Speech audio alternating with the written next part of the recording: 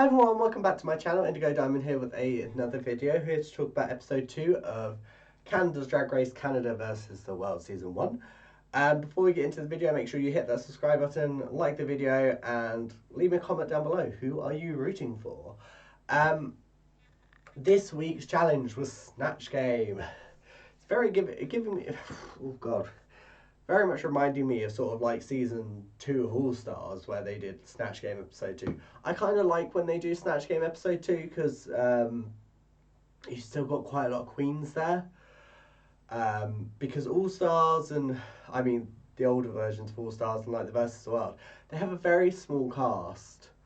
So it's like if you leave Snatch Game too long, it's like there's not very many queens there, and it's just kind of be nice to give more of them the opportunity to do it and see how they do, and especially because Snatch Game is such a big thing anyway, it would be nice.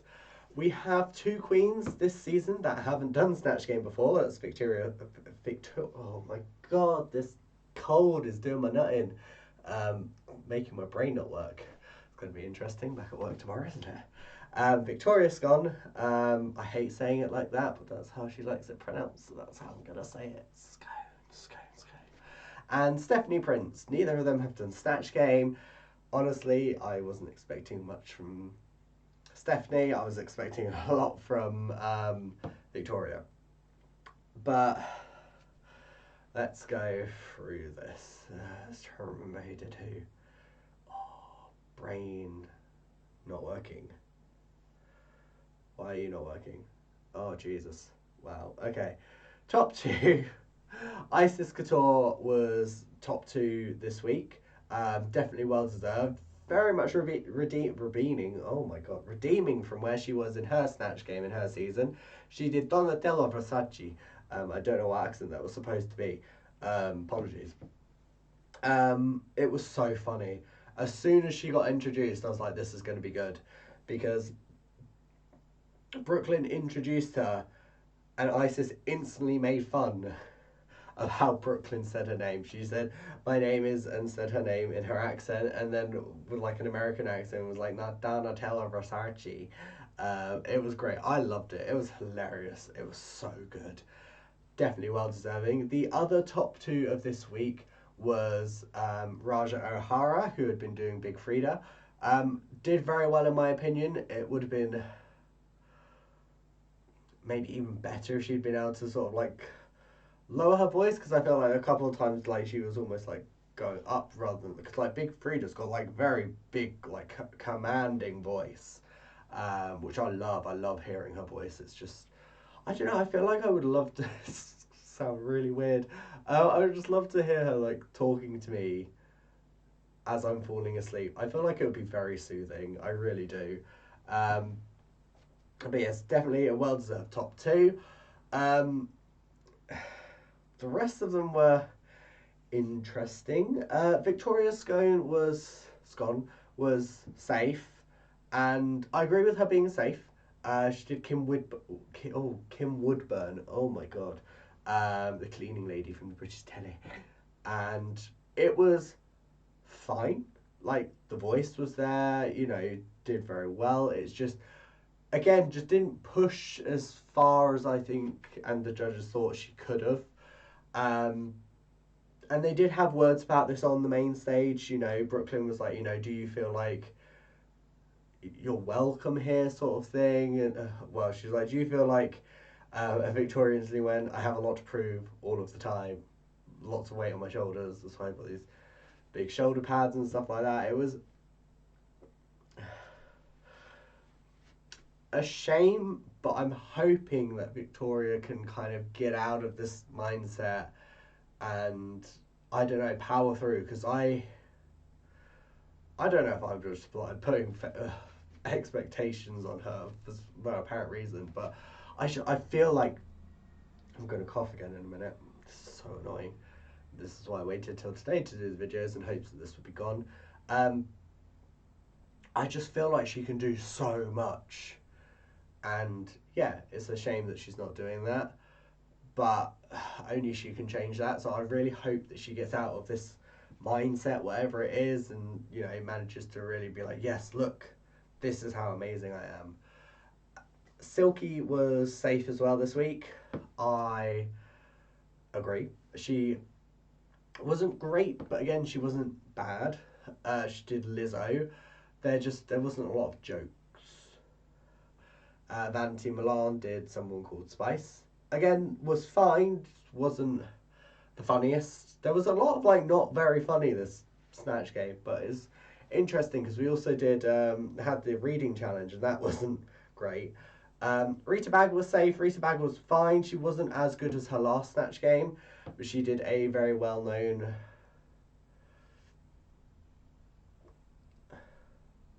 French Canadian drag queen, or just a French drag queen? I don't know. But did very well. Considering I have no idea who the character was. The bottom two were Stephanie Prince, which I don't know. After last week, I kind of saw her being in the bottom, and Anita Wig'lit, who, funnily enough, she won her Snatch game, but yeah, it didn't pay off this time. It just, I think, again, got in her own head. Maybe I don't know. Stephanie Prince did Cardi B. Within a couple of minutes of her being on Snatch game, I was like, she's going to be in the bottom. And Anita Wig'lit did Adele. Now, we know Adele can be done really well and really funny. Season 7 of the American season, Ginger Minge, Adele, hilarious, like, so funny. I still crack up laughing at that now. Crack up looking at that now. Now, Anita's Adele, the wig seemed off, and she just kept harping on about the fact that she's like, oh, I'm divorced now, yeah. Like, being divorced came into, like, every single answer. And obviously, yes, Adele is divorced, but there's so much more to Adele than her being divorced. And I don't know if nerves got the better of Anita, because Anita's better than this. Like, we know Anita's better than this. Considering she won her Snatch Game season. Oh my god, she won Snatch Game on her season. Wow, this is going really well, isn't it, today? We know Anita's great. She's fantastic. She's funny. Yeah, I think maybe nerves just got the better of her, which is a shame to see. It really is, but unfortunately, that's the name of the game. Sometimes it happens. No performer is flawless.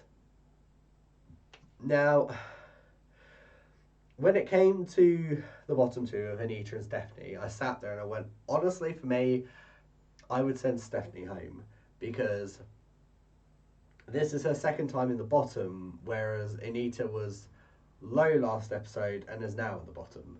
So for me, that's where I would have gone.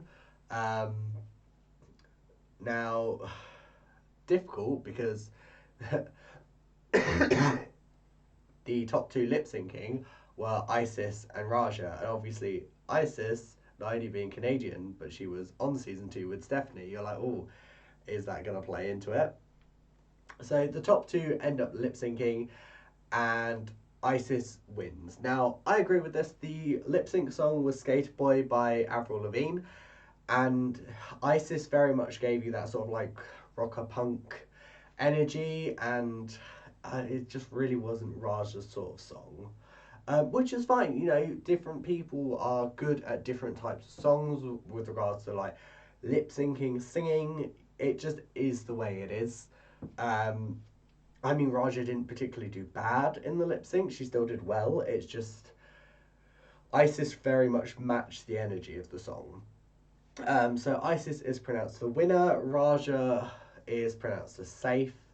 And we find out that Icesis has chosen to send Stephanie home. Now, it's sad to see Stephanie go because, not even like taking into consideration like representation and stuff like that.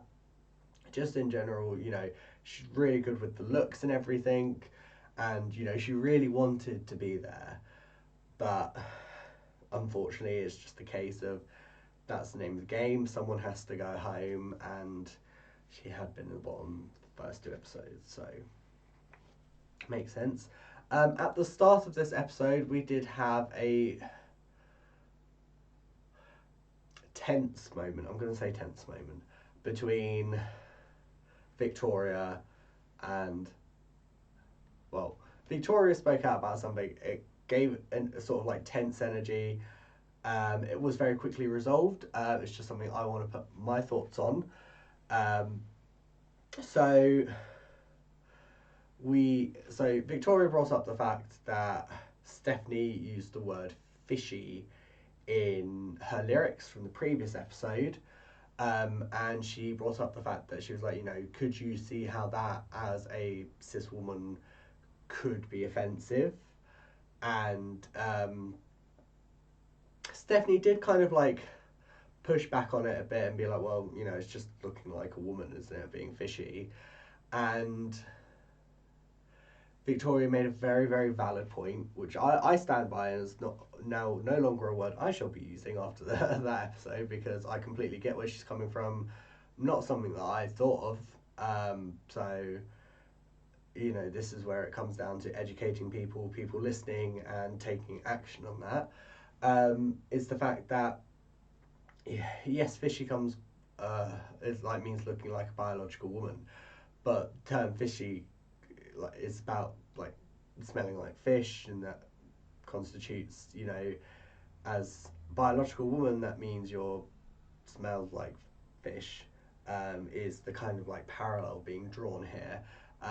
Like I said, not something I thought of, but now that it's been pointed out to me, I'm like, oh, yeah, I can see that now. I don't like that. So it's definitely a word I will try and avoid my hardest in the future, and I hope others will as well. I have seen lots of things on Facebook about people being like, people going off about it and things like that on Twitter and stuff apparently, and it's like, look, she's voiced her opinion. It's a very valid point, you know, so I don't understand people's issue with it. You know, if anything, I think we should be applauding the fact that Victoria Scone, who is a Scone, I keep saying Scone, it's because that's how I say Scone. It's the fact that in a room full of essentially only one other person that she knows, she felt, I don't want to say, I don't know if empowered's the right word, but she felt the need, well, she had the courage to stand up for herself and be like, I've heard this word, I don't like it, please can we not use it, essentially. And as a biological woman, the only biological woman that's been in the series so far, you know, she has a lot of weight on her shoulders to speak out about these sorts of things. You know, we've got plenty of queens of colour to speak out about, you know, racism. We've got pretty much every other queen's there to talk about homophobia and stuff like that. We've had Magic Morphosis this year talking about the struggles of essentially being a straight person doing drag. And I would like to applaud Victoria for speaking out about this issue and educating us on why this term shouldn't be used. Like I said, it's not a term I'm going to be using in the future, thanks to Victoria pointing this out. So I just wanted to, essentially, say put my thoughts on it. Not that my thoughts really matter that much, but essentially say that I see where she's coming from, completely agree with it. Well done for standing up for yourself and, you know, other women of your kind, essentially, because let's face it, she's not the only woman that does drag.